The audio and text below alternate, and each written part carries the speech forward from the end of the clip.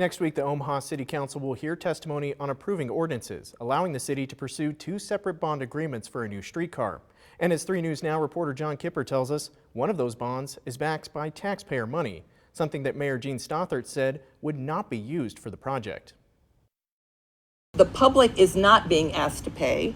That's Mayor Stothert back at the January announcement on a new Omaha streetcar, explaining that she's pursuing a streetcar without a public vote because the project will be funded through bonds that'll be paid off by new revenue around the streetcar. This is not a citywide tax increase. We learned recently the city is pursuing 2 types of bonds. Redevelopment bonds, used for most of the project, that are backed by a bank, and lease-purchase bonds that are backed by the city's general fund, taxpayer dollars. The interest rate's better. We could draw them down quite a bit slower. Finance Director Steve Curtis said the $80 million of lease purchase bonds allow the city to make smaller purchases and overall save money on the project. He doesn't believe taxpayers will ever be on the hook because he believes the way they're funding the streetcar, using tax increment financing around the entire project, will bring in hundreds of millions. There's more than likely going to be 400, 500, 600 million of proceeds.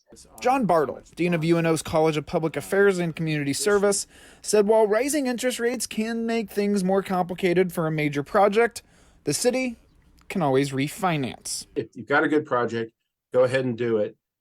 Get the project moving, get the money moving. John Kipper, 3 News Now.